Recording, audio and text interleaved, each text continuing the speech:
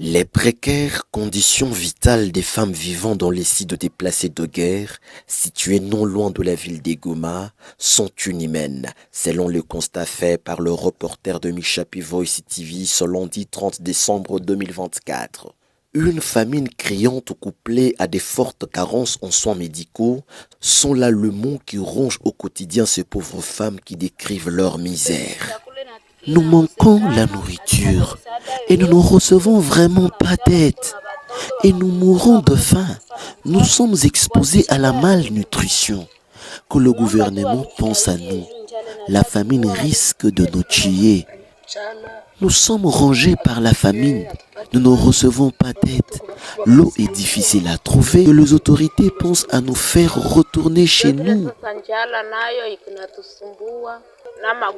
La famine nous ronge et manquons de produits pharmaceutiques. Deux fois, nous passons des journées sans manger. Ametubariki ndio tunakula. Kukosa utapata chakula unakosa moto. Kukosa unapata moto unakosa chakula vya vile.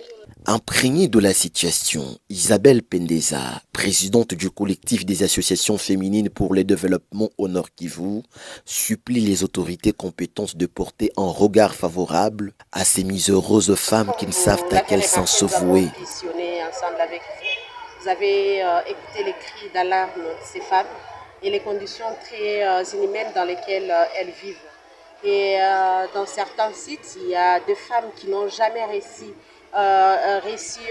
une assistance et d'autres aussi aujourd'hui malheureusement ne savent même plus à quel sens se vouer. Et en plus de cela, il y a des enfants que nous avons pu trouver qui sont malades et qui sont dans des conditions très difficiles. Nous avons un problème avec la situation sécuritaire et c'est ce qui affecte malheureusement la situation humanitaire. Et c'est vraiment un cri d'alarme que nous sommes en train de présenter aujourd'hui pour que ces femmes soient assistées. C'est sûr qu'il y a plusieurs difficultés, il y a plusieurs défis que nous devons relever. Mais ces femmes, franchement, vivent dans des conditions très inhumaines et elles ont besoin d'être accompagnées, d'être appuyées. Et le message que ces femmes ont pu présenter, que la paix revienne, que les armes se taisent afin qu'elles puissent regagner leur territoire.